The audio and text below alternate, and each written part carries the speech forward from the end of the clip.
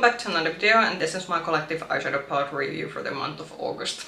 Welcome back, and we are back with the sort of normal collective eyeshadow palette review videos. This was in a bit of a break in terms of summer because there were sort of other review videos that I wanted to do.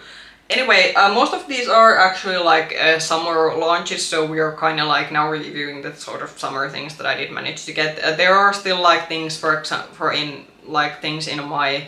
Actually, no, I think the next palettes that I have for review are not like summer launches. So this I think are now the top of the summer palettes that I got and did manage to try. Sometimes these are in ranking order, and sometimes I just like sort of review these in random order and there are no clear favorites or fails. This one, definitely the positive thing was that I think none of these palettes are gonna get decluttered. We have had a decent amount of review videos that at least there's been like one palette where I've gone that this wasn't good enough to be in my collection, but at least now we have it so that all these palettes are gonna stay. I did sort of put these from the least favorite to favorite, but as I said, none of these are so bad that I would declutter them.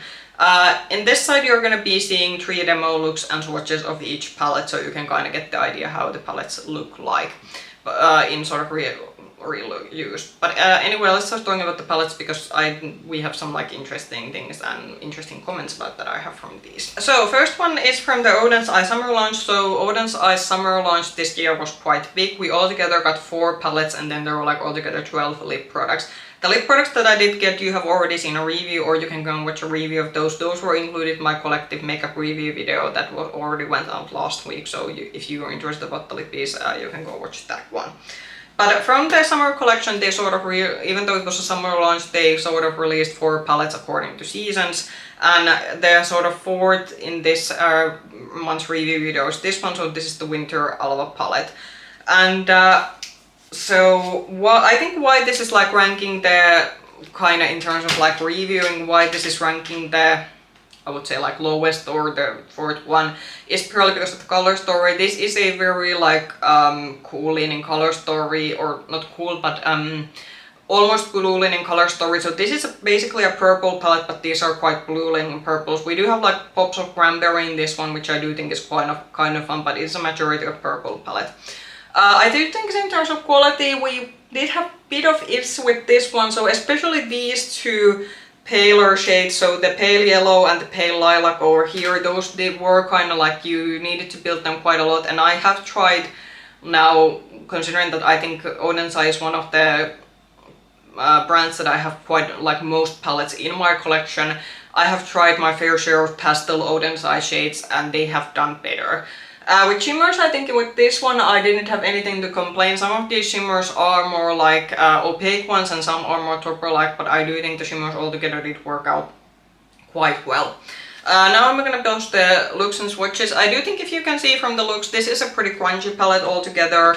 And I would say that it was a bit of maybe, there was one shade that did kind of trick me with this one. So there is like one neutral brown over here.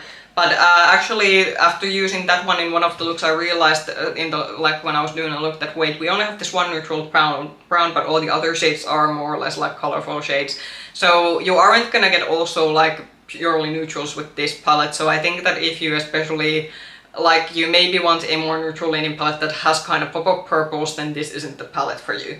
I do think that if you altogether do like this kind of theming of having this like winter themed palette that has purples, but then you have like pops of like especially like these deep cranberry shades, I do think this can be quite fun. And I do think that in terms of the fact that initially when I thought that okay, I'm gonna get very purple leaning looks, but when you actually do kind of look the demo looks, I was able to get 3 distinctly different looks with this one, so I'm gonna give credit for that one. So I would say that aside from the 2 pastel shades that are light pastel shades that are included in this one, I would still say that this is a very good palette generally. Not the best in terms of eyeshadow quality that Oden's Eye has done, but also not the worst. Also you have to consider that these summer collection palettes, because they were just like their own launches and not influencer collabs, you were able to use in like a discount code for this. So from each you could get like each palette within like under 40 euros, which for indie brand is quite affordable. So I think for the like price versus quality, this was quite alright. But this is sort of the 4th in my review video this month, like purely because of the like color story. This is just, it's not a, what I would say, like a primary color story for me, but I was having like quite much fun when I was creating looks with this one. So on third spot we are having the second palette from the Oden Summer collection, so this is the Autumn Alva palette. And this is how it's looking. I think we're gonna be doing some... I'm gonna be comparing this to another palette later in this video. So first one, my gripe with this one was that for me this is a more spring color story. I get it that with the fall they kind of maybe want it with the like green leaves, and then we have like there's a pop of yellow in this one, and we kind of get there's like purples, which was an interesting choice for this one. However, I'm not knocking this down because actually this sort of like green combined with purples, and we're gonna see maybe later with another palette. It's actually kind of a good, I think for me, a good color story combo, and actually a good way for me to sell a green palette, because all green palettes are kind of for me like that, I can do without that one, but green palettes with especially cool tone purples that are in here is actually pretty nice. I do think that in terms of quality there was one shade, so they had this kind of odd green to powder shade in their Rose Jingles palette in their holiday collection last year, and I said that was like the worst shade that I've tried from them. We have another one, and it's this one. Again, this is just, this was a bit smoother to work with than the shade in the Rose Jingles, but still not my favorite one. Please, Oden, I don't do these green to powder shades in your palette, they are just not good. Otherwise, I don't think I had any complaints in terms of quality. All the shades, even the like matte ones, even I think the pale greenish one over here, I did feel that these worked out fine. You're gonna now see the looks, and again, I do have to say like what was positive thing, because again, when I went into this palette, I do think when you compare this to the winter palette, you definitely are kind of more stuck with the main color here, which is green, but I was still happy with the variety. I think there's gonna be what you're seeing is, if I remember the looks that I did for this one correctly, I think there's like one all green looks, there's the one green look that I have the pop of yellow in it, and then there might be one that I kind of focused to the cool tone purples in this one. I hope I'm saying that right, because right now I am, it's been a while since I filmed some, like, took a photo of these looks. But altogether I did kind of like the color story and combination of this one. That is why I put this higher than the winter palette, because even though this mightn't be as versatile than the winter palette, but I do actually feel still that I did have maybe, like there were still more colors that I actually liked. Again, in terms of quality, this was very similar to the winter palette. Not the best that Oden has produced, but considering that especially if you use influencer codes and get the discount with this one, it's pretty decently priced for an indie palette.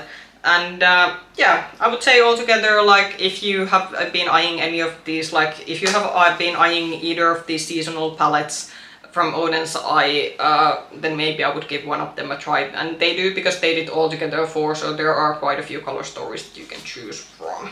Okay, and then we're gonna go to the very good palettes, though these are also like considerably more, well, one of them isn't. No, they are both like considerably more expensive than the Oden's Eye ones. So I definitely, with these ones, comparing to the Oden's Eye ones, you can kind of see that when you spend more money, you kind of get like better quality. But either of these also wasn't perfect. So on place number 2, we put this one. So this is the Ensley Rain Whispering Woods palette. And this is now kind of like, I think if I can actually put this side by, wait, we're gonna be doing some live comparisons. Let's see how this is gonna go on.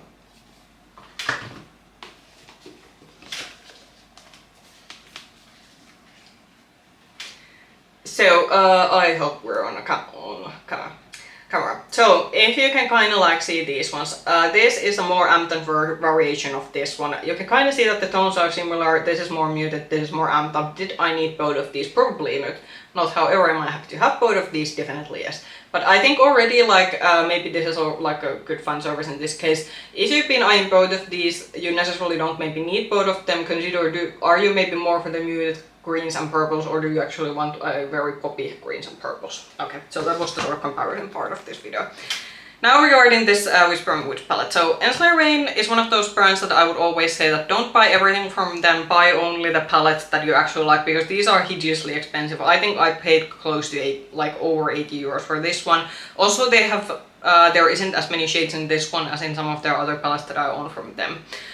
I do think like in terms of quality wise that this is still like, it's expensive but the quality is definitely there. The mattes are very like, there's pigment to them, they blend very effortlessly. Multi-chromes of this one, the shimmers definitely, especially when you compare the shimmer quality of this one to the Oden side ones, there's like a day and night difference. These are more poppy, there's more impact, but obviously this is more expensive. Something that I will say with this one, some of the more emollient shimmers did crease on me. I haven't had that issue with not all the Ensley Rain palettes, because in some of them I have felt that the shimmers, like even the more like emollient shimmers don't crease, but with this one the more emollient ones, so for example shades like this very poppy multichrome over here, or a shade like this one over here, they did crease. So if you have a eyelid type or a eyelid skin type that makes eyeshadows crease easily, then necessarily you're not gonna like all of the shimmers. I'm gonna now pop in the looks and swatches of this one.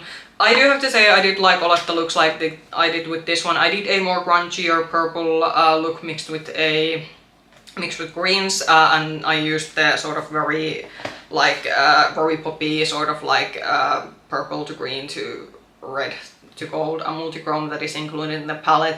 Then I did a sort of very fun orangey yellow look that was actually featured in one of my videos a few weeks ago. And then I did one all green look because I thought that okay, it's majority green palette, so of course I'm gonna do an all green look. In terms of the shimmers, some of the smoother shimmers, those don't crease. So as, for example, the shimmer that I did use in the sort of like orangey reddish look that you're seeing on the image. So for example, this shimmer, this didn't crease because it is a much more smoother shimmer. I would rather brands would use maybe these kind of like shimmers in their palettes or something that's a bit more drier in terms of formula, because the emollient ones, while they are very nice to swatch out and while they are initially very impactful on your eyelids, but especially if you have a very long day, or if it's like it's been here that it's very hot or humid conditions, or just generally those do tend to crease. And glitter glue necessarily doesn't help with the creasing. With some people it can help, but for me I haven't really seen a difference in terms of the fact that do I use a glitter glue or a normal primer, they will still, some shades will just crease. But that is just something you should consider. And with this one, because it is more expensive, I would like make it a consideration before buying this one. But do I think it's beautiful? Yes, I did like the color story. I do actually like that with this one you did get much more maybe variety than you initially thought, and this is definitely like not going anywhere in my collection because I do think it's a beautiful color story altogether. So number one palette, and this was a bit surprising for me, but I do have to say that this brand is doing very good work, especially considering that it is indeed a one-woman or an indie brand from the UK. So this is Frosted Fairy from Kaima Cosmetics, and we're kinda maybe putting this also to the first place because I do like to reward brands in this channel when they improve things. So I think this was their first like more colorful palette. So Kaima has previously done the Skulls and Roses palette, which was a sort of grungy Valentine palette a few years ago that made them favorites. Then they brought the Bougie Boudoir palette to the market. Sorry, English is not my first language. These kind of especially sentences can be a bit difficult. And I did end up saying with the Skulls and Roses palette that I ended up decluttering that one, because that one you could definitely see that there were a lot of things with the formula that they had to improve. Some of the mattes were quite dry to use, and some of the especially shimmers were very this sort of old school indie shimmers that were chunky, but they were also already very sticky and they looked very heavy on your lid, and I didn't like that. With the Bougie Boudoir they kind of toned it down with the shimmer formula, which is probably a good choice because with that one I didn't have any creasing issues, and they were like smoother shimmers to work with. Then we get to the Frosted Fair one. I didn't get this at launch on their website. I can actually usually, if it's UK brand, I usually buy straight from UK websites. It's like definitely after Brexit, shipping prices have gone up to mainland Europe, but it is still like relatively easy to get stuff from UK, at least compared to like some other places. And but I didn't get this at launch because I noticed that this is gonna be their first like colorful palette. And their matte formula especially, even with the Bougie Boudoir, I felt that the matte formula, it was a bit better, but it was still quite dry, and I was thinking that I am not gonna buy that in launch if it's a similar matte formula, because then with colorful shades, especially that kind of matte formula, that can go like be terrible quite quickly. I'm happy to say that the matte formula in this one, I don't know how they did it, but they did manage to improve. This is very beautiful. It's very pigmented. I didn't have to do like very little building. It's like the colorful shades they mixed in together. I didn't have any like things that something looked patchy on the other, or there was like any kind of other issues. With the shimmers we kind of did went back. Some of this does have some of the chunkier shimmers again. I don't think they are as bad as in the Skulls and Roses. We definitely have gone away with the stickiness, so the shimmers are smooth to like spread on your lid, but just like with the Whispering Woods palette from Ensley and with this one, we did have some of the shades more creasing, especially if I was wearing them at a longer day. Then again, with some of the smoother shimmers, for example, this one over here, or then the one which I used, yeah, I think I used. I'm gonna pop in the looks because there's one look that you're gonna be seeing, which is a green sort of neutral look, but now I'm thinking that which shade did I use in it? I think I did end up using maybe this one, or maybe the blue that kinda, or this one that did end up looking green on my lid despite that it looks blue in the pan. Anyway, the point being is that the more like chunky shimmers, so for example this very flaky blue-pink leaning multichrome over here definitely did crease, especially if it was a bit more longer day. So that is just then, again, something that you have to consider if you're eyeing a indie palette like this one and you know beforehand that there are chunky shimmers, that is it gonna be something that your lid type is gonna agree with. But overall, why I did want to rank this like as my favorite palette from the palettes that I tried to in previous month was that just purely because I do think that the matte formula is now definitely like miles away from what they started with.